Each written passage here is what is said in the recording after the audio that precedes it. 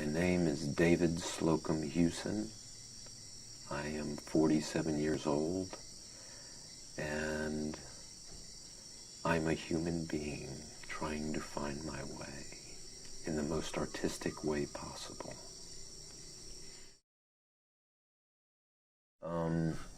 Well, I look at change on multiple levels because for me personally, it was an inner change that was the impetus, like an awakening, and then trying to figure out how to handle this awakening and maintain the energy of it as opposed to waking up to something and then going back to sleep. So I had this inner world that was conflicting with family, friends, and what it led to, I had some tragic events in my life that happened. And it was basically what modern science would call a nervous breakdown. And all it was what I thought was my life was an illusion.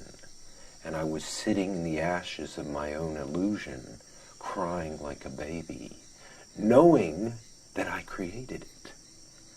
So I had to get in there and go, wait a minute, I have to sit this one out, because the immediate reaction was to go back to what I used to be. And I'm like, no, that's what got me in trouble to begin with.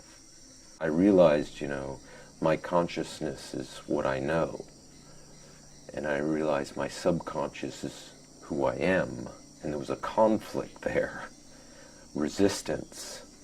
Because when I implemented what I knew and it didn't work, I started getting really practical about things. And in that practicality, I found that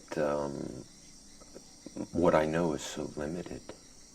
And let's forget what I know, because I'm tired of listening to myself.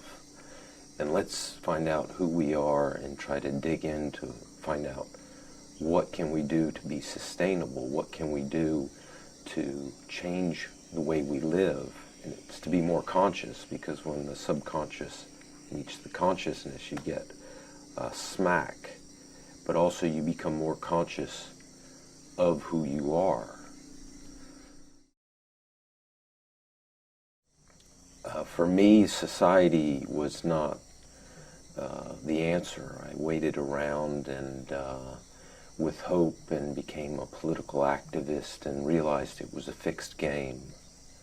One aspect of a society are the governmental restrictions and laws they put on the people to limit them to what they could potentially do. But getting back to the whole societal thing, when it wasn't working and realizing it was a fixed game, I realized that the individual had to do something. Or at least that was my impetus, because I didn't want to sit around and wait. And as far as I'm concerned, the authorities said, you're just contaminated, and I don't want to be contaminated. And so the impetus for change, or the catalyst, was also, I got to the point where when I bought a piece of land in the jungle to actually try this out.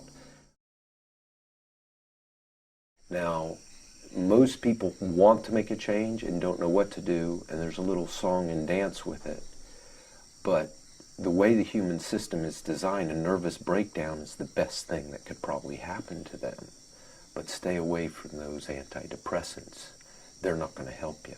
Maybe a little bit in rare cases to get over suicidal tendencies or difficulties, but get off them and understand that what you thought you were and what you really are aren't in sync. It's interesting because in the shamanic realm, the word shamanism in a nutshell means you living in your true nature and being brutally honest with your true nature and living in harmony with the nature around you.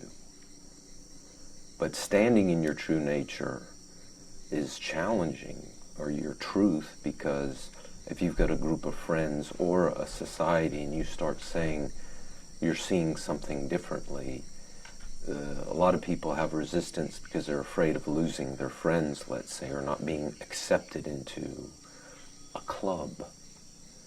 And so that resistance of what others think, I mean, that's probably one of the biggest things humans have difficulty with. They're not going to accept me. The biggest catalyst is to get comfortable with the unknown.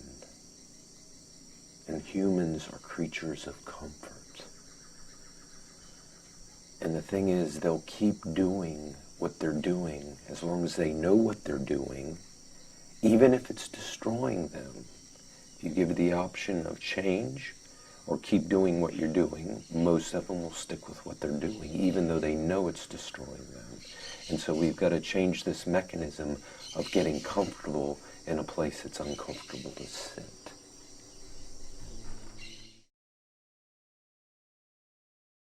We are what we eat, no doubt. And the way we work here, it's quite practical. We start with first, you got to stop doing what's making you sick. And if somebody wants to change, they got to stop something in their lifestyle.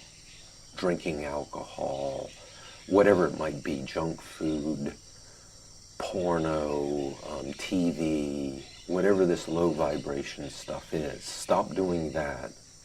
And then clean the body out, and then get proper nutrition in it. And then if you are physically sick of something, then you implement alternative medicines. But the body has to be clean first, because congestion, a majority of sicknesses, 85%, usually are based in a congested liver, gallbladder, or colon. And if you clean that out, you could have 60 to 80 symptoms that disappear like that. So the first thing in nutrition is fundamental, because you need things for the nervous system, you need things for the immune system, you need adaptogens to stabilize the nervous system. So when the stressful life does come, you're prepared for it. So instead of blowing your top, you could kind of laugh at the situation just by what you eat. I mean, Hippocrates said, you know, let thy food be thy medicine and thy medicine be thy food. If you need to take medicine, you need to have a proper diet with the medicine. And if you already have the diet, there's no need for the medicine. And this is 2,000 years ago.